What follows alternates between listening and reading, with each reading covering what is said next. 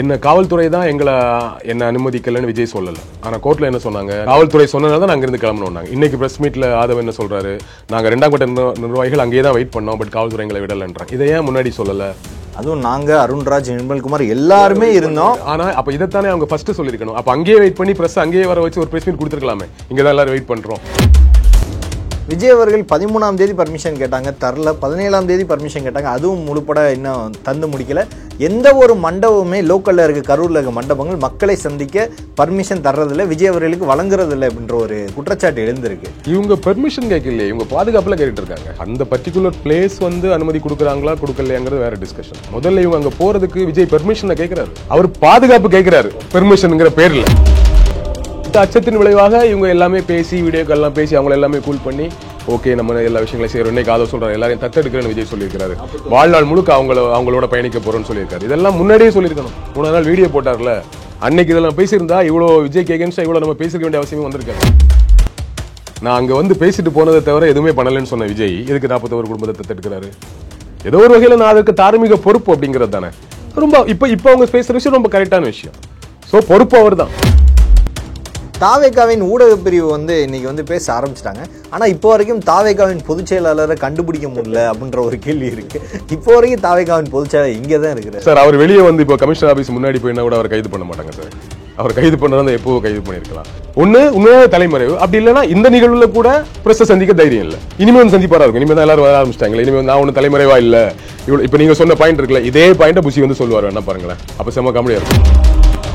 இப்படி ஒரு இஷ்யூ நடக்கும் போதே நீங்க அன்றாடம் பிரஸ் சந்திக்கணும். விஜய் தான் வரமாட்டார். அவர் வானிலிருந்து இறங்கி வந்த தேவ தூதர். அவர் எப்போ 2000 வருஷத்துக்கு ஒரு வாட்டி தான் வருவார். அந்த மாதிரி நினைச்சுக்கலாம். ஓகேவா? நீங்க வாங்க 16 நாள் கழிச்சு இன்னைக்கு உங்களுக்கு சாதகமா அப்படி நீங்க நினைக்கிற தீர்ப்பு வந்ததும் உங்களால பிரஸ் சந்திச்சு 20 நிமிஷம் பேச முடியுதுல்ல, ஏன் அதுக்கு முன்னாடி சந்திக்கல? இப்போதைக்கு அந்த இமிடியேட் ரியாக்ஷன்ஸ் எதுவும் இல்லை. சிபிஐ போயிடுச்சு. அவங்களே என்ன சொல்லியிருக்காங்க, மாசத்துக்கு ஒரு வாட்டி ரிப்போர்ட் வரணும்ன்றாங்க. மாசத்துக்கு ஒரு வாட்டி தான் ரிப்போர்ட்னா இந்த வழக்கு எப்போ முடியும் நீங்க யோசிச்சு பாருங்க. அனைவருக்கும் வணக்கம். இன்றைய நமது நேர்காணலில் நம்முடன் இணைந்திருப்பவர் ஊடகவியலாளர் திரு விஷன் அவர்கள். வணக்கம். வணக்கம். இன்னைக்கு நிலைமையில தமிழக வெற்றி கழகத்தினர் இன்னைக்கு தான் முதல் முறையாக எல்லாருமே ஊடகத்தை சந்திக்க ஆரம்பிச்சிருக்காங்க. ஆஃப்டர் 15 டேஸ்க்கு அப்புறம் ஊடகத்தை சந்திக்க ஆரம்பிச்சிருக்காங்க. இதற்கும் என்ன காரணம் அப்படின்னு கேட்டால் 16வது நாள் காரியம் முடிச்சுட்டு வர்றோம் அப்படின்னு சொன்னாங்க. ஆனால் சுப்ரீம் கோர்ட் ஜட்ஜ்மெண்ட்டுக்கு அப்புறம் வெளியே ஊடகத்தை சந்திக்க ஆரம்பிச்சிருக்காங்க. சுப்ரீம் கோர்ட் ஜட்ஜ்மெண்ட் அவ்வளோ ஆதரவாக இருக்கா தாவேகாவுக்குன்ற இங்கே ஒரு கேள்விக்குறி இருக்குது. சுப்ரீம் கோர்ட் ஜட்ஜ்மெண்ட்டும் தாவேகாவும் எந்த அளவுக்கு தொடர்புடையதாக நீங்கள் பார்க்குறீங்க? அதாவது இது தாவேகாவுக்கு ஆதரவான தீர்ப்பு இல்லை. வழக்கை விசாரிக்க சொல்லியிருக்காங்க. வழக்கோட அந்த விசாரணையில் தீர்ப்பு வந்தால் தான் யாருக்கு ஆதரவு யாருக்கு எதிர்ப்புன்னு நமக்கு புரிய வரும். இது இவங்களுக்கு இப்போதைக்கு ஒரு ரிலீஃப் கிடைச்சிருக்கு. ஏன்னா இங்கே இமிடியேட்டாக அருணா ஜெகதீசன் அவர்கள் தலைமையில் ஒரு குழு அமைச்சாங்க. இங்கே ஒரு ஸ்பெஷல் இன்வெஸ்டிகேஷன் டீம் போட்டாங்க. வேகமாக நடவடிக்கைகள் நடந்துட்டு இருக்கும்போது அது எப்போ வேணால் நமக்கு எதிராக திரும்புவோங்கிற ஒரு அச்சம் இருந்தது உண்மை. அது அவங்க ஒத்துக்கலைனாலும் அது உண்மை. பட் இப்போதைக்கு அந்த இமிடியேட் ரியாக்ஷன்ஸ் எதுவும் இல்லை. சிபிஐ போயிடுச்சு. அவங்களே என்ன சொல்லியிருக்காங்க, மாசத்துக்கு ஒரு வாட்டி ரிப்போர்ட் வரணுன்றாங்க. மாசத்துக்கு ஒரு வாட்டி தான் ரிப்போர்ட்னா இந்த வழக்கு எப்போ முடியும் நீங்க யோசிச்சு பாருங்க. ஸோ எனக்கு தெரிஞ்சு கொஞ்ச காலத்திற்கு அவங்களுக்கு இந்த பிரச்சனையில அவங்க மேல பழி இல்லை. தீர்ப்பு வந்தா தானே பழி. தீர்ப்பு வந்தா தானே நான் தான் தப்பு பண்ணேன்னு வரும். தீர்ப்பு வர்ற வரைக்கும் யார் மேலேயும் குற்றச்சாட்டு இப்போதைக்கு இல்லை. ஓகேவா? ஸோ அதனால அவங்களுக்கு இப்போ ஒரு ரிலீஃப் கிடைச்சிருக்கு. இந்த ரிலீஃபை பயன்படுத்தி ஓகே இனிமே நம்ம ஊடகங்களை சந்திக்கலாம். இதுக்காக தான் வெயிட் பண்ணிட்டு இருந்தாங்க. ஸோ அவங்க நினைச்ச மாதிரி அவங்களுக்கு சாதகமா சிபிஐக்கு மாத்திருக்காங்க. தீர்ப்பு வரல, சிபிஐக்கு மாத்திருக்காங்க. ஸோ இந்த கால இடைவெளி ஒரு பெரிய நீண்ட காலம் அவங்களுக்கு கிடைக்குது. அது இனிமே அவங்க பிரச்சாரம் போவதற்கும் மீடியாவை சந்திப்பதற்கும் எலெக்ஷனை எதிர்கொள்றதுக்குமே போதுமான கால இடைவெளி. ஸோ அதனால கொஞ்சம் டென்ஷன் ஃப்ரீ. இனிமே இறங்கி வேலை செய்யலாம். அந்த சாதகம்ன்றதுல தான் கேள்வி. சிபிஐ மாத்தினது அவங்களுக்கு பெரும் சாதகம் ஆயிடுச்சு அப்படின்றது. ஏன் அப்படின்னா இனிமே உண்மை வெளியே வரும், யாருன்றதை காட்டுவோம் அப்படின்றது. சிபிஐ மாத்துறதுக்கு முன்னாடி அவ்வளோ ஃபோர்ஸபுளாக யாருமே பேசலை. ஆனால் சிபிஐ மாற்றினதுக்கப்புறம் இவ்வளோ ஒரு தெளிவாக இவ்வளோ ஒரு ஃபோர்ஸபுளாக எல்லா ஊடகங்களை சந்திக்கிறாங்கன்னா, சிபிஐ மாற்றினதுக்கு அப்புறமா தான் முதல்ல ஒரு ப்ரெஸ் மீட்டே நடக்குது. ஆதவர்ஜனா ஒரு அரௌண்ட் 20 மினிட்ஸ் ஒரு ப்ரெஸ் மீட் நடத்துறாரு. அதற்கு முன்னாடி வரைக்கும் யாரும் ப்ரெஸ்ஸே சந்திக்கல. அங்கங்கே நீதி வெல்லுங்கிற மாதிரி தான் ஒன்னொரு வாட்டி பேசிட்டு போனதை தாண்டி ப்ரெஸ்ஸை ப்ராப்பராக சந்திக்கல. அதான் சொன்னேன், இப்போ டைம் கிடச்சிருக்கு. இப்போ நீங்கள் அவங்களே குற்றச்சாட்டு சொல்ல முடியாது. இதுக்கு முன்னாடி வரைக்கும் ஆல்ரெடி இங்கே இருக்கக்கூடிய நீதிபதி இது தலைமை பண்பு இல்லைன்னு சொல்லியிருக்காரு. இஸ் எ பார்ட்டியான்னு கேட்டிருக்காரு. ஸோ இதெல்லாம் அவங்க மேலே குற்றச்சாட்டாக இருக்கும் பொழுது இப்போதைக்கு இல்லை. அந்த நம்பிக்கை இல்லாமல் தான் நாங்கள் மேல்முறையீடு போனோம். எங்களோட கோரிக்கைக்கு ஏற்ப சிபிஐக்கு போயாச்சு. அவங்க தீர்ப்பு வந்ததுக்கப்புறம் சொல்லுங்கள், இப்போ எப்படி நீங்கள் எங்களை கிளைம் பண்ண முடியுங்கிற ஒரு தைரியமாக ஹேண்டில் பண்ண முடியும். ஸோ அதனால வந்து பேசுகிறாங்க. பட் என்னன்னா இனிமேல் நீங்கள் ஹேண்டில் பண்ணிடலாம். பட் அதற்காக இவ்வளோ நாளைக்கு நீங்கள் 16 நாள் நீங்கள் செஞ்ச விஷயம்லாம் சரின்னு ஆகிடாதுங்கிறத நம்ம நினைவுபடுத்து. இல்லை, அந்த 16 நாளை கூட அவங்க 16வது நாள் காரியத்திற்காக வெயிட் பண்ணோம் அப்படின்னு சொல்கிறாங்க. அது சொல்ல வேண்டியதானே. நீங்கள் எல்லாமே கோர்ட்டில் கூட அப்படித்தான். இப்போ என்ன காவல்துறை தான் என்னை அனுமதிக்கலைன்னு விஜய் சொல்லலை, ஓகேவா? ஆனால் கோர்ட்டில் என்ன சொன்னாங்க, நேற்று கடந்த சுப்ரீம் கோர்ட்டில் காவல்துறை சொன்னதால தான் நாங்கள் இருந்து கிளம்பணும்னாங்க. இன்னைக்கு ப்ரெஸ் மீட்டில் ஆதவ் என்ன சொல்கிறாரு, நாங்கள் 2ஆம் கட்ட நிர்வாகிகள் அங்கேயே தான் வெயிட் பண்ணோம், பட் காவல்துறை எங்களை விடலைன்றாங்க. இதை ஏன் முன்னாடி சொல்லலை? அதுவும் நாங்கள் அருண்ராஜ், நிர்மல்குமார் எல்லாருமே இருந்தோம். ஆனால் அப்போ இதைத்தானே அவங்க ஃபர்ஸ்ட் சொல்லியிருக்கணும். அப்போ அங்கேயே வெயிட் பண்ணி ப்ரெஸ் அங்கேயே வர வச்சு ஒரு ப்ரெஸ் மீட் கொடுத்துருக்கலாமே. இங்கே தான் எல்லாரும் வெயிட் பண்ணுறோம், எங்களை விட மாட்டுறாங்க, ஸோ தயவு செஞ்சு யாரும் தப்பாக எடுத்துக்காங்க, இன்னும் விஷயம் பெருசாக ஆகணுங்காக எங்களை வரவில்லை, பட் உங்கள் கூட தான் துணையாக நிற்கிறோம், நாங்கள் வரோங்கிறத பேசியிருக்கணும். விஜய் போகல ஏன்னு கேட்டோம். அடுத்த கட்ட தலைவராக போயிருக்கான்னு சொல்லும்போது 16 நாள் கழிச்சு தான் இந்த பாயிண்ட்டை சொல்கிறாங்க வெளியே. கோர்ட்லையும் விஜய் வந்து போக விடலைன்னு சொல்கிறாங்க. அப்போ இதெல்லாம் ஒரு ஆர்கியூமெண்ட்டுக்கு வசதியாக இருக்கும். அது மாதிரி 16 நாள் வெயிட் பண்ணுறோங்கிறது ஒரு ஆர்கியூமெண்ட்டுக்கான ஒரு பாயிண்ட். நாங்கள் இந்த ஒரு 16 நாள் காரியம் முடியட்டுன்னு வெயிட் பண்ணுறோம் அப்படிங்கிறது. பட் இது ஏற்றுக்கொள்ளக்கூடிய பாயிண்டாக இல்லைங்கிறத நம்ம டிசைட் பண்ணிக்கலாம். விஜய் அவர்கள் 13ஆம் தேதி பர்மிஷன் கேட்டாங்க, தரல. 17ஆம் தேதி பர்மிஷன் கேட்டாங்க, அதுவும் முழுப்பட இன்னும் தந்து முடிக்கல. எந்த ஒரு மண்டபமுமே லோக்கலில் இருக்க கரூரில் இருக்க மண்டபங்கள் மக்களை சந்திக்க பர்மிஷன் தர்றதில்லை, விஜய் அவர்களுக்கு வழங்குறதில்லை அப்படின்ற ஒரு குற்றச்சாட்டு எழுந்திருக்கு. தவைக்க நிர்வாகிகள் நிறைய பேர் மக்களை போய் சந்திக்கிறது, இப்போ போய் 17ஆம் தேதி அது மஹாலில் வச்சு சந்திக்கிறது. அந்த மஹால் நிர்வாகிகள், உள்ளூர் மஹால் நிர்வாகிகள் யாருமே விஜய்க்கு தர முன் வரவில்லை அப்படின்ற ஒரு கேள்வி வருது. இதுக்கு பின்னாடி திமுக தான் இருக்கு அப்படின்ற குற்றச்சாட்டை அவங்க வைக்கிறாங்க. இவங்க பெர்மிஷன் கேட்கலையே, இவங்க பாதுகாப்புல கேட்டுட்டு இருக்காங்க. அந்த பர்டிகுலர் பிளேஸ் வந்து அனுமதி கொடுக்குறாங்களா கொடுக்கலையாங்கிறது வேற டிஸ்கஷன். முதல்ல இவங்க அங்க போறதுக்கு விஜய் பெர்மிஷனை கேட்கிறாரு. அவர் பாதுகாப்பு கேட்கிறாரு பெர்மிஷன்ங்கிற பேர்ல. பெர்மிஷன் யார்கிட்ட கேட்க வேண்டிய அவசியமே கிடையாது. பெர்மிஷன் கேட்டு தான் ஒரு இடத்துக்கு போகணுங்கிற அவசியம் கிடையாது. திருமாவளவன் கட்சிக்கு தலைவர், ஒரு கட்சி தலைவர் பெர்மிஷன் கேட்டு போனாரா? சீமான் ஒரு கட்சி தலைவர் பெர்மிஷன் கேட்டு போனாரா? கமல்ஹாசன் ஒரு கட்சி தலைவர் பெர்மிஷன் கேட்டு போனாரா? அண்ணாமலை ஒரு கட்சியோட மாநில முன்னாள் தலைவர் பெர்மிஷன் கேட்டு போனாரா? அதிமுக இருந்து போனாங்க, பெர்மிஷன் கேட்டு போனாங்களா? எதுக்கு பெர்மிஷன்? இல்லை, இவங்களாம் வந்தப்போ கூட்டம் வரும், ஆனால் இது விஜய் வந்தா வேற மாதிரி. விஜய் அப்படிலாம் ஒன்றும் கிடையாது. நீங்க கூட்டம் இவர் இந்த கேப்ல மக்களை போய் சந்திக்கிறதுக்கு இவர் இமீடியட்டா நைட்டா இரவு போயோட சந்திச்சு வரலாம். யாருக்கு தெரியும்? பிரஸ் கூட தெரியாது. பிரஸ் கூட செல்லாம நீங்க போய் சந்திச்சுட்டு வந்து நீங்களே போட்டோ வெளியிட்டா போதும். ஸோ இவர் வந்து போகல, அது முதல்ல ஒத்துக்கோங்க. நீங்க ஒத்துக்கலனாலும் அதான் நெசங்கிற மாதிரி போகலங்கிறது ஃபர்ஸ்ட் பாயிண்ட். இப்பொழுது போகணும்னு நினைக்கிறாங்க. ஒரு சின்ன அச்சம் இருக்கு, ஏதாச்சும் ஒரு எதிர்வினை வந்துருமோ பாதிக்கப்பட்ட குடும்பத்தின் தரப்பில் இருந்து. அங்க இருக்க பொதுமக்களை விட்டுருங்க, நீங்க பாதிக்கப்பட்ட குடும்பத்தின் தரப்பில் இருந்தே. ஏன்னா 41 குடும்பம், எல்லா குடும்பத்திலும் எல்லாருமே விஜய் தூய்மையானவர் நினைச்சிட்டு இருப்பாங்கன்னு முடியுமா? எல்லா குடும்பத்தை விஜய் ஏத்துக்கணும் அவசியம் கிடையாது போது எங்கிருந்தாலும் ஒருத்தர் எதிர்வினை ஆற்றினா கூட இது முழுக்க அதுதான் அங்க பாதிக்கப்பட்ட மக்களோட மனநிலைன்னு மாறிடும். கரெக்டா? ஸோ அதனால அந்த ஒரு அச்சம் இருக்கு. ஸோ அந்த அச்சத்தின் விளைவாக இவங்க எல்லாமே பேசி, வீடியோக்கெல்லாம் பேசி அவங்கள எல்லாமே கூல் பண்ணி, ஓகே நம்ம எல்லா விஷயங்களையும் செய்யறோம். இன்னைக்கு அதை சொல்றாரு, எல்லாரையும் தத்தெடுக்கிறேன்னு விஜய் சொல்லியிருக்காரு. வாழ்நாள் முழுக்க அவங்களோட பயணிக்க போறோம்னு சொல்லியிருக்காரு. இதெல்லாம் முன்னாடியே சொல்லியிருக்கணும். 3 நாள் வீடியோ போட்டார்ல, அன்னைக்கு இதெல்லாம் பேசியிருந்தா இவ்வளோ விஜய்க்கு எகென்ஸ்டா இவ்வளோ நம்ம பேசிக்க வேண்டிய அவசியமே வந்திருக்காது. கரெக்டா? ஸோ இன்னைக்கு சொல்றாங்க. ஸோ இப்போதைக்கு அவருக்கு தேவை எந்த எதிர்வினை நிகழ்த்தக்கூடாது, எனக்கு ஒரு பாதுகாப்பு கொடுங்க, அவ்வளவுதான். தான் தொண்டன் இறந்த அவங்க குடும்பத்தை சந்திக்க போறதுக்கு தான் கட்சி நிர்வாகிகளோட போறாரு, அதுக்கு எதுக்கு பாதுகாப்பு தேவைப்படுது? ஏன்னா இந்த மாதிரி எதிர்வினை வரணுங்கிறதுக்காக தான். ஸோ மற்றபடி கூட்டம் வந்துருங்கிறதெல்லாம் இல்லை. கூட்டம் வரும், யார் வந்தாலும் கூட்டம் வரும். ஓகேவா? ஸோ இப்படியான ஒரு நிகழ்வுக்கு அப்படியே பெருங்கூட்டம் 5 லட்சம் பேர்லாம் வந்துட போறது இல்லை. ஒரு மினிமமாக க்ரௌடு வரும். அதை போலீஸ் ஹேண்டில் பண்ணிடுவாங்க. ஆல்ரெடி இன்னொரு இஷ்யூ நடந்ததுனால இனிமேல் ரொம்ப தீவிரமாக ஹேண்டில் பண்ணிடுவாங்க. ஓகேவா? ஸோ அதெல்லாம் ப்ராப்ளம் கிடையாது. இவருக்கு ஒரு பாதுகாப்பு தேவைப்படுது. அதான் அந்த லெட்டர் வெளியாச்சே. ஸோ அதிலே தெரிஞ்சது நமக்கு எந்த அளவுக்கு இவர் எக்ஸ்ட்ரீமாக பாதுகாப்பு கேட்டிருக்காரு. அதுவும் அதையும் தாண்டி வந்தாங்கன்னா நோ டாலரன்ஸ், நீங்கள் என்ன வேணால் பண்ணிக்கலாங்கிற மாதிரியான ஒரு அனுமதி கடிதம் எல்லாம் கொடுக்கறது வந்து முறையானது கிடையாது. பட் நடந்துடும். இப்போ இந்த தீர்ப்புக்கு பிறகு சில விஷயங்கள்லாம் சாதகமாக நடக்கும்.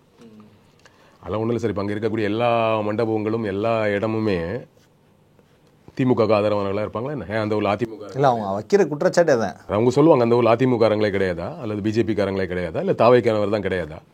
அப்போ நீங்கள் சொல்ல கணக்கு பார்த்தா தமிழ்நாடு மொத்தமே பிஜேபி தான் இருக்கும் போல, கரூர் மொத்தமே திமுக காரங்க தான் போல இருக்க. அப்போ எப்படி கரூரில் ஓட்டு வாங்குவீங்க? ஸோ அதெல்லாம் ரெண்டாவது. முதல்ல எதற்கு அதுக்கு ஒரு மண்டபம்? என்ன நியாயமா என்ன பண்ணணும்? நேருக்கு நேரா ஒவ்வொரு வீடா போய் தானே சந்திக்கணும். அதானே நியாயம். ஏன் சந்திக்க மாட்டாரு? ஏன் மொத்தமா ஒரே இடத்துல வந்துட்டா போலீஸ் பாதுகாப்போட எல்லாரும் ஒரே இடத்துல வந்தா எந்த அசம்பாவிதமும் நடக்காது, யாரும் எதுவும் பேச மாட்டாங்க, எல்லாமே ஆஃப் பண்ணிடலாம், எல்லாமே இவங்க கண்ட்ரோல்ல இருப்பாங்க. குறைந்தபட்ச நிர்வாகிகள் மட்டும் இருப்பாங்க, தொண்டர்களுக்கு பெருசா அனுமதி இல்லை, பிரஸுக்கு அனுமதி இல்லை. இப்போ பிரஸுக்கு அனுமதி வந்தா டப்புனு நம்ம ஒரு பைக்கை போட்டு உண்மையாவே நீங்க இந்த விஷயத்த விஜய் பேசுறதெல்லாம் ஏத்துக்கிறீங்களா? உங்களுக்கு எந்த கோவம் இல்லைன்னு நம்ம கேட்டு அதுல ஒரு அப்பா இல்ல ஒரு தம்பி இல்லைங்க என்ன பண்றது கோவமா தான் இருக்கும், சரி வழியில் கூப்பிட்டுருக்காங்க வந்திருக்கோம்னு சொல்லிட்டா அதுதான் பிரஸ் அனுமதி இல்லை. ஸோ எந்த சேதாரமும் தனக்கு இந்த விஷயத்தில் நடந்துடக்கூடாது, இந்த மக்கள் மொத்தமே எனக்கு ஆதரவாக தான் இருக்கிறாங்க அப்படிங்கிற ஒரு இமேஜை கிரியேட் பண்ணணும். அதற்கு சில பாதுகாப்பு நெறிமுறைகள் தேவைப்படுது. அதுக்கு தான் கேட்டிருக்காரு. இல்லை அந்த வேலைகள் ஆல்ரெடி ஆரம்பிச்சிட்டாங்கன்னு நினைக்கிறேன் சார். ஆரம்பிச்சிட்டாங்க, அந்த வேலையில் ஆல்ரெடி ஆரம்பிச்சிட்டாங்க. வீடியோ காலில் பேசினது அதுதான். எளிய மக்கள் பாதிக்கப்பட்டவங்க, சாதாரண middle class below middle class மக்கள் வந்து தே ஆர் ஹெல்ப்லெஸ். அவங்களுக்கு சரி நடந்து போச்சு, நமக்கு ஏதோ ஒரு வகையில் ஒரு ஆதரவு கிடைக்குது. அது பணமாக இருக்கலாம், இல்லை மாரல் சப்போர்ட்டாக இருக்கலாம். விஜய் எப்படி பார்த்தா சரி, அதுக்கு தான் நீங்கள் பொறுப்பே இல்லையே, அப்புறம் எதுக்கு 41 குடும்பங்களை தத்தெடுக்கிறீங்க? நான் அங்கே வந்து பேசிட்டு போனதை தவிர எதுவுமே பண்ணலைன்னு சொன்ன விஜய் எதுக்கு 41 குடும்பத்தை தத்தெடுக்கிறாரு? ஏதோ ஒரு வகையில் நான் அதுக்கு தார்மீக பொறுப்பு அப்படிங்கிறது தானே. ரொம்ப இப்போ அவங்க பேசுகிற விஷயம் ரொம்ப கரெக்டான விஷயம். ஸோ பொறுப்பு அவர் தான் இல்லை. ஸோ அதை வந்து எனிவேஸ் பொறுப்பு அவர் தான், பொறுப்பை ஏற்றுக்கிட்டாரு, நமக்கு நல்ல விஷயம் நடக்கும், ஏதாச்சும் அடுத்தடுத்து உதவிகள் செய்வாங்க அப்படிங்கிறதான் எளிய மக்களோட மனநிலை. இந்த பணமோ இந்த உதவியோ அவங்களுக்கு எந்த வகையிலையும் போன உயிரை கொண்டு வரலனா கூட ஏதோ ஒரு வகையில் நல்லது நடந்தால் போதும் அப்படிங்கிற மனநிலையில தான் இருப்பாங்க. நீங்கள் நாளைக்கு இன்னொரு கட்சிக்காரர் போயிட்டு இப்போ எல்லா கட்சிக்காரர்களும் கொடுக்குறாங்களே, கமல் அவர்கள் 1 லட்ச ரூபாய் கொடுக்குறாரு, திரும்ப அவர்கள் 50,000 ரூபாய் கொடுத்தாரு, வாங்கிப்பாங்க. இல்லை எனக்கு உயிரே போச்சு எனக்கு காசு வேணான்னு சொல்ல முடியாது. ஏதோ ஒரு வகையில் அவங்களுக்கு அது உதவியாக இருக்குங்கிறது தான். So they are helpless. யார் என்ன சொன்னாலும் சரி ஓகே ஃபைன் நல்லா நடந்தால் போதுங்கிறது தான் நம்ம ஊரில் பாவப்பட்டவங்களோட நிலைமையில தானே. அதை கரெக்டாக யூஸ் பண்ணிப்பாங்க. விஜய் அவர்களை பற்றிய செய்தி மட்டும் உடனுக்குடன் எப்படி லைவ் டெலிகாஸ்ட் ஆகுது? இப்போ கொஞ்ச நேரத்துக்கு முன்னாடி பேசினவங்க ஒருத்தவங்க சொன்னேன், டிஜிபியோட அலுவலகத்தில் நாங்கள் பர்மிஷன் லெட்டர் கேட்டு கொடுக்குறோம், ஆனால் அது எங்களுக்கு அந்த ரெஸ்பான்ஸ் வர்றதுக்கு முன்னாடி எப்படி மீடியாவுக்கு லீக்? ஆமாம், நீங்கள் இந்த மாதிரி ஒரு பெர்மிஷன் லெட்டர் கேட்டிங்கன்னா வெளியே தான் விடுவாங்க. உலக வரலாற்றிலே எந்த கட்சி தலைவரும் கேட்காத பெர்மிஷன். அப்போ இதை வெளியே விட வேணாமா? நீங்கள் ரொம்ப உங்களை என்ன வெளியே என்ன, அதாவது நீங்கள் அனுமதி கேட்கறதுக்கு முன்னாடி அனுமதி கேட்டிருக்கோன்னு சொல்லிட்டீங்க. அனுமதி கேட்கவே இல்லை. இவர்கள் அனுமதி கேட்டிருக்கோன்னு சொல்லும் போது அனுமதி கேட்கவே இல்லை, அனுமதியை ரொம்ப லேட்டாக கேட்குறீங்க. ஆனால் அது அனுமதி இல்லை, இவ்வளோ பாதுகாப்பாக கேட்டுருங்க அப்படின்னு சொல்லும்போது அதை வெளியே விடுவாங்க. லாஜிக்கலி தப்பு, ஓகேவா, சட்டப்படி. ஆனால் எத்திக்கலி இட்ஸ் ரைட். இப்படி ஒரு தலைவனை பாருங்க. எத்திக்கலி இட்ஸ் ரைட் தான். எத்திக்கலா யோசிக்கும் போது என்னங்க இது, எவ்வளோ பெரிய விஷயங்கள் இங்கே நடந்திருக்கு, எவ்வளோ பாதுகாப்புகள் கொடுத்துருக்கோம், எவ்வளோ அனுமதி கடிதங்கள் வந்திருக்கு, பாதுகாப்பு கடிதங்கள் வந்து இது என்ன இவ்வளோ புதுசாக இருக்கு, அப்போ இதை வெளியிட வேண்டியது தானே? வெளியிட தான் செய்வாங்க. எத்திக்கலி இட்ஸ் ரைட்னு தான் நம்ம சொல்லணும். அதில் உண்மையாக அப்படி ஒரு கடிதம் வெளியே வந்ததுனால தானே இவர் இவ்வளோ விஷயத்த சொல்றாரு. இந்த கடிதம் வெளியே வரலன்னா அதற்கு அவங்க கேட்குற மாதிரி அவங்க கேட்குற மாதிரி விஷயத்தெல்லாம் பண்ணி கொடுத்தது என்னங்க இது? இந்த பிரசிடெண்டா வந்தாரு இவ்வளோ பெரிய பாதுகாப்பு கொடுக்குறாங்கிற மாதிரி ஒரு கேள்வி வரும்ல இல்லையா? அப்போ அதுக்காக தான் எல்லாம் சேர்த்து தான். ஒன்று இப்படி ஒரு கடிதம் வராது, இன்னொன்று உச்சபட்ச அனுமதி எல்லாம் இவ்வளோ சிஸ்டம் சேர்ந்து ஒருத்தருக்கு செய்யும் போது இது என்னங்க ஸ்பெஷல் ட்ரீட்மெண்டா இருக்கு? அவர் ஒரு கட்சி தலைவர் தான், இது என்ன நீங்களே அவர் அப்படிதான் ட்ரீட் பண்றீங்க அப்படிங்கிற மாதிரி ஒரு கேள்வி அவங்களுக்கு எதிராக வராதா? எல்லாம் சேர்த்து தான் வெளியிடுறது. கோர்ட்டில் இப்போ சுப்ரீம் கோர்ட்டாக இருக்கட்டும், ஹை கோர்ட்டாக இருக்கட்டும், இங்கே எந்த கோர்ட்டுக்கு போனாலும் முதல்ல அவங்க வைக்கக்கூடிய தப்பே காவல்துறை பக்கம் தான். தொடர்ந்து காவல்துறையை ஏன் அவங்க இழுத்து விட்டே இருக்கிறாங்க? ஒவ்வொரு பிரச்சனையிலுமே காவல்துறையை தான் குற்றம் சாட்டுறாங்க. உண்மையிலே காவல்துறைக்கு இதில் நிறைய உடன்பாடுகள் இருக்கு, அது நடந்த தப்புகள் எல்லாம். சார், இது மாதிரி ஒரு நிகழ்வு நடக்குதுன்னா இதில் அசம்பாவிதம் நடக்காமல் இருந்தால் கூட அந்த நிகழ்வுக்கு 2 பேர் தான் பொறுப்பு. ஒன்று அந்த நிகழ்ச்சி ஏற்பாட்டாளர், இன்னொன்று காவல்துறையினர். இவங்க 2 பேரும் தான் பொறுப்பு. இது பேஸ். ஆனால் இப்போ நாங்களே எத்தனையோ நிகழ்ச்சிகள் நடத்திருக்கோம். 10,000 பேர் 15,000 பேர் கிரௌடை கூட்டு பெரிய விருது விழாக்கள் நடத்திருக்கோம். அந்த நிறுவனங்களை நான் வேலை செஞ்சிருக்கிறேன். காவல்துறையோட உரிய அனுமதி பெறணும், இவ்வளோ காவலர்கள் வருவாங்க, அஸ்பர் கவர்மெண்ட் லா ஒவ்வொரு காவலருக்குன்னு இவ்வளோ தொகைன்னு நம்ம ஒரு பெரிய அமௌண்ட் கவர்மெண்ட் கட்டிட்டு தான் அந்த விழா நடத்தும். அந்த காவலர்கள் அவங்க ஒரு பேசிக் சப்போர்ட் தான் அவங்களோட இருக்கும். அந்த என்ட்ரன்ஸை கொஞ்சம் எதுவும் நெருக்கடி இல்லாமல் பார்த்துக்கிறது தான் இருக்கும். ஆனால் அந்த ஒட்டுமொத்த கிரௌடுக்கு நாங்கள் தான் பொறுப்பு. விழா நடத்துறது நாங்கள். அவங்களுக்கு உணவு கரெக்டாக கிடைக்குதா, தண்ணி கரெக்டாக கொடுக்குறோமா, அவங்க இருக்கிற இடம் வசதியாக இருக்கா, ஏசி ஒர்க் ஆகுதா, இது எல்லாத்தையுமே நாங்கள் தான் பார்த்தோம். இதெல்லாம் போலீஸ் பார்த்துக்காது. போலீஸ் அங்கே எதுவும் அசம்பாவிதம் நடக்காமல் பார்த்துக்கிற வேலை மட்டும் தான் போலீஸ், ஓகேவா? ஸோ ஒரு மினிமம், ப்ராக்டிக்கலி ஸ்பீக்கிங், ஒரு மினிமம் பொறுப்பு தான் அவங்க எடுத்துக்க முடியும். மேக்சிமம் பொறுப்பு உங்ககிட்ட தான் இருக்கு. இதுதான் நியாயம், இதுதான் கரெக்ட். ஆனா இவர்கள் மேக்சிமம் பொறுப்பை தட்டி கழிச்சிட்டாங்க. அது காரணம் என்ன தெரியுமா? நம்ம ரொம்ப சிம்பிளா சொல்லிடுறோம், இவங்க எல்லாம் கட்சியில காசு கொடுத்து கூட்டு வராங்க, மாவட்ட செயலாளர்கள்லாம் பொறுப்பாளர்கள்லாம். ஆனா அதுல ஒரு விஷயம் என்ன தெரியுமா நடக்குது? காசு கொடுத்து கூட்டு வரும்போது அவங்க ப்ராப்பரா எத்தனை கிரௌடு தேவை, 100 பேர் ஒரு ஆளுக்குன்னா 100 பேர் தான் கூட்டு வரும், 150 பேரை கூட்டு வர மாட்டான். ஏன்னா அந்த 100 பேருக்கு அவங்க காசு கொடுக்கணும், 100 பேருக்கு அவங்க சாப்பாடு போடணும், தண்ணி கொடுக்கணும், அவங்களுக்கு இவங்க தான் பொறுப்பு. அவன் 100 பேரும் ஒழுங்கா வண்டியில் ஏறி போறது வரைக்கும் இவங்க தான் பொறுப்பு. ஏதாவது ஒன்று நடந்துச்சுன்னா அந்த மாவட்ட செயலர் தான் கட்சி சட்டியை பிடிச்சி கேட்பான். அதனாலதான் இவ்வளோ பெரிய கிரௌடு வந்தாலும் திமுக அதிமுக வராத கிரௌடாங்க, இவ்வளோ பெரிய கிரௌடு வந்து அந்த கிரௌடு ப்ராப்பரா வந்து உட்காந்து ப்ராப்பரா கலைஞ்சு போறாங்களே. ஏன்னா இதுதான் என்ன, நீங்க காசு கொடுக்குறேன்னு சொல்றீங்க, காசு கொடுக்கறதுனால கூட அசம்பாவிதம் நடக்காம இருக்குன்னு சொல்றேன் நான், இல்லையா? ஆனா இங்க என்ன தெரியுமா ஆயிடுச்சு, இங்க அது இல்ல. மாவட்ட செயலர் கூப்பிடாமலே மக்கள் வராங்க. அப்ப மாவட்ட செயலர் கூப்பிடாமலே மக்கள் வராங்கன்னா நம்ம கூடுதல் பொறுப்பு எடுத்துக்கணும். இங்க என்ன ஆயிடுச்சுன்னா நம்ம கூப்பிடாமலே அவங்க வராங்க, அவங்களே வந்துட்டு அவங்களே போயிடுவாங்க. தண்ணி கூட அரேஞ்ச் பண்ண தேவையில்லை. ஏன்னா நான் கூப்பிட்டாதானே தண்ணி கொடுக்கணும். இப்போ திமுகவுக்கு அதிமுக வர்றவங்க வந்துட்டு ஏன்னா பசங்களுக்கு சாப்பாடே கொடுக்கல, சாப்பாடு இல்லைன்னு அந்த 10 பேர் வர்றதுல ஒருத்தர் கேட்பாங்க. அந்த கிளை செயலாளரோ அந்த ஊர்ல இருக்க ஒருத்தரோ ஒரு கவுன்சிலர் அண்ணன் கூட்டு போவார்ல, இல்ல யாரோ ஒருத்தர் கூட்டு போவாங்கல்ல. இப்ப நாங்க எல்லாம் முன்னாடி போயிருக்கோம், இது மாதிரி ஏதாச்சும் ஒரு அண்ணன் கூடுவாங்க, கட்சியெல்லாம் கிடையாது, ஒரு அண்ணன் கூடுவாரு, போவோம், அவ்வளவுதான். சாப்பாடும் வாங்கி கொடுத்து எல்லாமே அவர் அரேஞ்ச் பண்ணிடுவாரு. சாப்பாடும் கிடைக்கும். நான்லாம் காலையில சாப்பாடு சாப்பிட்டு மதியான சாப்பாடு பார்சல்லாம் கட்டி தருவாங்க, போய் சாப்பிட்டு கொழுப்பெடுத்து போய் அந்த சாப்பாடை சாப்பிடாம அண்ணன் கிட்ட காசு வாங்கலான்ட்டு போய் அவர் அந்த கூட்டத்தில் கண்டுபிடிக்க முடியாம பட்னியா கிடந்த நாட்கள் இருக்கு. அது எங்க கொழுப்பு? ஆனா அவர்கள் தரப்பது செஞ்சிருவாங்க. சோ இது ஒரு ப்ராப்பரா அங்க செயல்படுது. இங்க மக்களே போயிடுவாங்கன்னு நினைக்கிறாங்கல்ல, அதுதான் பிரச்சனை. அப்ப எப்படி பார்த்தாலும் இதுல பெரிய பொறுப்பு இவங்களுக்கு தான் இருக்கு, ஓகேவா? சோ ஆனா பொறுப்பை தான் ஏத்துக்கிற மனையில இல்லையே. வேற யார் மேல பழி போட முடியும்? காவல்துறை மேல பழி போட முடியும். காவல்துறை மேல பழி போடும்போது அது ஆட்டோமேட்டிக்கா கவர்மெண்ட் மேல தான் பழி. அது நேரடி பொறுப்பு சிஎம் கிட்ட இருக்கு. அப்ப ஆட்டோமேட்டிக்கா கவர்மெண்ட் மேல தான் பழி, ஆட்டோமேட்டிக்கா திமுக மேல தான் பழின்னு ஆயிடுச்சுல்ல. ஒத்துக்க முடியாதே. இப்ப 2 பேரும் ஒத்துக்கல பொறுப்பை. அவர்கள் முழுக்க மொத்த பழியை இவர்கள் மேல போடுறாங்க, இவர்கள் மொத்த பழியை அவங்க மேல போடுறாங்க. தமிழ்நாட்டுல கேஸ் நடந்துச்சுன்னா தாவேக்காவுக்கு எதிராக வந்துடும் அவங்க கருத்து. இப்ப சிபிஐ போயிட்டு அவ்வளவுதான், பிஜேபியில சேர்ந்துட்டாரு, இது நமக்கு எதிராகவும் தாவேக்கு ஆதரவு வந்துடுறது இவங்க கருத்து. இப்ப பாதிக்கப்பட்ட மக்கள் உண்மை இதுதான் நிலைமை. தாவேகாவின் ஊடக பிரிவு வந்து இன்னைக்கு வந்து பேச ஆரம்பிச்சிட்டாங்க.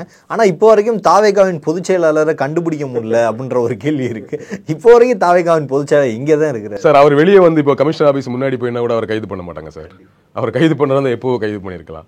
இதுல என்னன்னா அவர் தலைமறைவா இருக்கிறாரு. தலைமறைவா இருக்கிறதுனாலே டேமேஜ் அவங்களுக்கு தான். எந்த கட்சியில ஒரு பொதுச் செயலாளர் இப்படி தலைமறைவா இருப்பாரு? அவர் தலைமறைவா இல்லையா, முன்ஜாமீன் கேட்டு இருக்கிறாராம், காவல்துறை கைது பண்ணாம இருக்கு அப்படின்னு சொல்றாங்க. அதுதான் இப்ப என்னன்னா, நீ அப்ப காவல்துறை தான் என்ன கைது பண்ணாம இருக்கு, நான் ஓப்பனா தான் இருக்குன்னு சொல்ல வேண்டியதானே?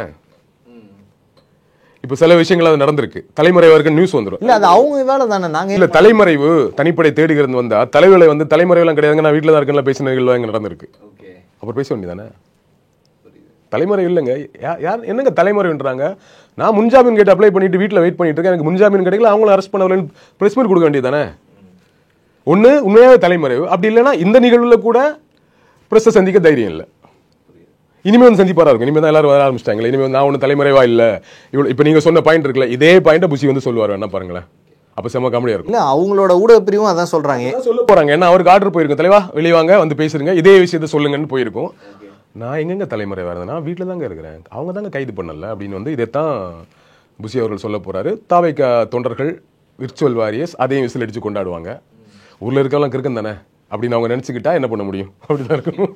இப்போ வரையுமே பொதுச் செயலாளர் விட்டுருங்க, வியூ வகுப்பாளர்கள், 2ஆம் கட்ட தலைவர்கள், ஆதவர்ஜுன் அவர்களை தவிர மற்ற யாருமே பிரச்சனையும் சந்திக்கல. ஏன் கேமரா கண் முன்னாடியே படாமல் இருக்கிறாங்க. கேட்டால் அவங்க சொல்கிற ஒரு பதில், நாங்கள் வந்து மக்களோட தூக்கத்துக்கு அனுசரிச்சுட்டு இருக்கோம், நாங்கள் வந்து மீடியாவில் வந்து உங்களோட டிபேட் பண்ண, அரசியல் நடத்த, இதில் அரசியல் பிழைப்பு நடத்த நாங்கள் வந்து ஆள் இல்லை அப்படின்ற ஒரு பதிலை முன்வைக்க. நீங்கள் டிபேட்லாம் பண்ண வேணாம் சார். நீங்கள் டிபேட் பண்ண வேணாம், இன்டர்வியூ கூட தர வேணாம். நீங்கள் குறைந்தபட்சம் ப்ரெஸ்ஸை சந்திச்சு உங்களுடைய கருத்து என்ன, நிலை என்ன, இந்த நிலையில் இருக்கிறோம், இந்த மாதிரி விஷயங்கள் நடந்துட்டு இருக்குங்கிறத அன்றாடம் நீங்கள் ப்ரெஸ்ஸை சந்திக்கு இந்த 16 நாளும் நீங்கள் தினசரி காலை அல்லது மாலை ப்ரெஸ்ஸை சந்திச்சிருக்கணும். ஏன்னா இஷ்யூ அவ்வளோ சீரியஸ் இல்லையா? நீங்கள் சந்திக்காதனால தானே இங்கே வந்து யூகங்கள் வருது, பல யூகங்கள், பல விஷயங்கள் உங்களுக்கு உண்மையாகவே நீங்கள் வேற ஒரு மனையில இருந்து உங்களுக்கு எதிராக கூட பேசியிருக்கலாம், நம்ம கூட பேசியிருக்கலாம். என்ன காரணம்? நீங்கள் வராததுனால. ஏன்னா அன்னைக்கு நம்ம கிடைச்ச உண்மையை அந்த இதை வச்சு தான் பேச முடியும். நமக்கு வருகிற தகவலை வச்சு தான் நம்ம பேசுவோம். அது நியாயமாகவும் பார்க்கப்படும். ஏன்னா நீங்கள் தான் வெளியே வரலையே. அது சரியா? நீங்கள் வந்து தினசரி உங்களுடைய அப்டேட் என்ன, நீங்கள் ப்ரெஸ்ஸை சந்திச்சு பேசிட்டு இருந்தீங்கன்னா எங்களுக்கு இதுக்கு யூகத்துக்கு எதுக்கு மக்கள் போக போகிறாங்க, ப்ரெஸ் ஏன் போக போகுது? ஸோ அதற்கு வாய்ப்பை உருவாக்கி கொடுத்ததே நீங்கள் தான். இப்படி ஒரு இஷ்யூ நடக்கும் போதே நீங்க அன்றாடம் வந்து பிரச்சனை சந்திக்கணும். விஜய் தான் வரமாட்டார், அவர் வானிலிருந்து இறங்கி வந்த தேவ தூதர் அவர் எப்போ அது 2000 வருஷத்துக்கு ஒரு வாட்டி தான் வருவார், அந்த மாதிரி நினச்சிக்கலாம். ஓகேவா? நீங்கள் வாங்க 16 நாள் கழிச்சு இன்னைக்கு உங்களுக்கு சாதகமா அப்படி நீங்கள் நினைக்கிற தீர்ப்பு வந்ததும் உங்களால் வந்து பிரச்சனை சந்திச்சு 20 நிமிஷம் பேச முடியுதில்ல. ஏன் அதுக்கு முன்னாடி சந்திக்கல? ஏன் இதற்கு முன்னாடி வந்து நாங்கள் என்னங்க சொல்கிறீங்க, நாங்கள் போகலையா, எங்கள் தலைவர் போகலையா? தலைவரை போக விடலைங்க, அவர் அனுப்பிச்சிட்டு சரி அவரை தான் அனுப்புகிறோம், நாங்கள் போகிறோம், நாங்கள் அந்த எல்லையில் வெயிட் பண்ணவங்க எங்களே போக விடலைங்க. இதே காவல்துறை பேசியிருக்கணும். இதை பேசல என்னங்க பிரச்சனை? இதைத்தானே பேசணும். ஏன்னா உங்க மேலே வைக்கப்பட்ட பெரும் குற்றச்சாட்டே அதுதான். தலைவர் போய் பார்க்கல, சரி அவர் தான் பார்க்க முடியல, அசம்பாவிதம் ஆயிடுன்றீங்க. அடுத்த கட்ட தலைவர்களே போகலைங்கிறது தான் பெரிய குற்றச்சாட்டு. இவ்வளவு நாள் சொல்லாம 16 நாள் கழிச்சு வந்து சொன்னீங்கன்னா இதை எப்படி நம்ப முடியும்? அது சுப்ரீம் கோர்ட்ல சொல்லிட்டு அதுக்கப்புறம் சொன்னீங்கன்னா இதை எப்படி நம்ப முடியும்? இது நம்புற மாதிரியா இருக்கு? யாருங்க நம்புவாத அப்படிங்கிற கேள்வி வருது. சீமான் அவர்கள் சொல்லியிருந்தாங்க, நீங்க சிபிஐக்கு மாத்துறீங்கன்னா இங்க இருக்கிற காவல்துறை மேல உங்களுக்கு மரியாதை போயிடும், அப்புறம் அவங்க மேல என்ன நம்பிக்கை, இங்க இருக்க எஸ்ஐடி மேல என்ன நம்பிக்கைன்னு கேட்டிருந்தாரு. ஏற்றுக்கொள்ளக்கூடியதா இருக்கா இல்ல தாவேக தரப்புவாதம் தான் சரியா இருக்கா? நீங்க விஜய் அவர்களே ஏற்கனவே நடந்த ஒரு நிகழ்ச்சியில நம்ம அந்த காவல்துறை லாக்அப் டெத்துக்கு அவர் என்ன சொன்னாரு, சிபிஐக்கு கொடுக்கணும்னு இங்க சிபிஐக்கு வழக்க மாத்துறேன்னு சொல்லும் பொழுது, ஏன் சிபிஐ மாத்துறீங்க, உங்க ஆட்கள் அங்க இருக்காங்கன்னா? சிபிஐ யாரு? பாஜகவோட ஏஜென்ட்ஸ் தானே. உங்களோட மறைமுக டீலிங்கை வச்சுட்டு உங்களுக்கு சாதகமாக வரும்னு சிபிஐ கொடுக்குறீங்களான்னு கேட்டார்ல. அப்போ இன்னைக்கு எப்படி அவங்க சிபிஐ கேட்குறாங்க? அது ஓப்பன் ஸ்டேட்மெண்ட்டாக 2 பக்கம் எழுதியே எடுத்து இருக்குல்ல. அப்புறம் இதை எப்படி இப்போ மட்டும் சிபிஐ வந்து யாரோட ஏஜென்ட்? இப்போ மட்டும் சிபிஐ வந்து பாஜக ஏஜென்ட் இல்லையா? அப்போ நீங்கள் முன்னாடி சொன்ன ஸ்டேட்மெண்ட் கரெக்டாக இருந்து சிபிஐ இப்போ பாஜக ஏஜென்ட்னா அப்போ நீங்கள் அவங்களோட இணைஞ்சிட்டீங்களா? கேள்வி வருதுல்ல, இயல்பா வருதுல்ல கேள்வி. அதுதான் இயல்பா கேள்வி வந்துடுது. ஸோ ஒவ்வொரு இஷ்யூவில் அந்த இஷ்யூலேருந்து இந்த பிரச்சனை நம்ம வெளியே வரணுங்கிறதுக்காக ஒரு வேலையை செஞ்சாங்க. அதற்கு பலன் இப்போ கிடைச்சிருக்கு. ஸோ அது இனிமேல் வெளியே வந்து பேசுவாங்க, அவ்வளோதான். பட் என்னன்னா இப்போ இல்லை, இப்போ இதுதான் யதார்த்தம்ங்கிறத உண்மை இனிமேல் சொல்ல முடியுமா? என்ன வெளியே எதுக்கு தலைமறைவாக இருந்தோம், நாங்கள் வெளியே வரல, உண்மையாக பயந்துட்டோம், எங்களுக்கு ஹேண்டில் பண்ண தெரில, இல்லை நாங்கள் பின்னணியில் உட்காந்துட்டு இவ்வளோ விஷயங்களை ரெடி பண்ணிட்டு இருந்தோம், இப்படியெல்லாம் வந்து சொல்ல முடியாதுல்ல. துக்கம் அனுசரிச்சோன்னு சொல்லலாம், இன்னொன்று எங்களை காவல்துறை விடலைன்னு சொல்லலாம், இந்த மாதிரி புசி ஆனந்த் வந்து எங்களுக்கு ஜாமீன் தரல, நாம் தலைமறைவு ஆகவே இல்லைன்னு சொல்லலாம். இது மாதிரி விஷயங்கள் தான் நடக்கும். அதானே சொல்ல முடியும், வேற என்ன சொல்ல முடியும்? இன்னும் வந்து இல்லைங்க உண்மைதாங்க, கொஞ்சம் பயந்துட்டோங்க, ஹேண்டில் பண்ண தெரிலங்க, டெல்லி போய் கொஞ்சம் வக்கீல்லாம் பார்த்து எடுத்து வந்து இது பண்ணிட்டோங்க, கொஞ்சம் இப்படியா சொல்ல முடியும்? டெல்லிக்கு போகும்போது என்ன சொன்னார் ஆதவ்? விளையாட்டு நிகழ்ச்சி. இன்னைக்கு பிரஸ் மீட் என்ன சொல்றாரு? தலைவரோட அறிவுறுத்தல் படி 5வது நாளே கிளம்பி டெல்லி போங்க, நம்ம இந்த வக்கீலை நமக்கு தரமாட்டாங்க, நீங்க போய் நல்ல வக்கீல் அப்படின்னு தலைவரோட அறிவுறுத்தல் படி டெல்லிக்கு போயிட்டு அதெல்லாம் அரேஞ்ச் பண்ணுன்றார். நாங்க முன்னாடி தானே சொன்னோம் டெல்லிக்கு ஒரு எதுக்கு போயிருக்காருன்ட்டு. அப்புறம் நீங்க என்ன சொல்றீங்க, விளையாட்டு போறீங்க. இப்போ மட்டும் இதை சொல்றீங்க. ஏன்னா வக்கீலை இவங்க கொடுக்கலையா? எங்க இந்தியாவில் அவ்வளவு வக்கீல்கள் இருக்காங்க, எல்லா வக்கீலும் திமுக கண்ட்ரோல்ல இருக்காங்க. ஏன் அதிமுக இவ்வளவு பெரிய கட்சி, நீதியரசரே திமுக கண்ட்ரோல்ல இருக்காங்க சார், அவங்க முன் வைக்கிற வாதமே. சார் தமிழ்நாடு நீதிபதி திமுக கண்ட்ரோல்ல இருக்கிறாரு, உச்ச நீதிமன்ற நீதிபதி பாஜக கண்ட்ரோல்ல இருக்கிறாரு. அப்போ சட்டம் தான் உண்மை எல்லாதை விட உயர்ந்தது, சட்ட ரீதியாக மட்டும்தான் எங்களுக்கு உண்மையும் நீதியும் கிடைக்கும் அப்படின்னு நினைக்கிற மக்களோட நிலை என்னங்கிறத என்னோட கேள்வி. நான் திமுக சார்பாக கூட பேசல, 2 பக்கம் பிரச்சனை இருக்குன்னா அப்ப நாங்க எப்படி இந்த சிஸ்டத்தை நம்புறது அப்படிங்கிற கேள்வி எங்களுக்கு வருது. பல்வேறு அரசியல் கேள்விகளுக்கு பதில் தமைக்காக மிக்க நன்றி. நன்றி, வணக்கம். நன்றி.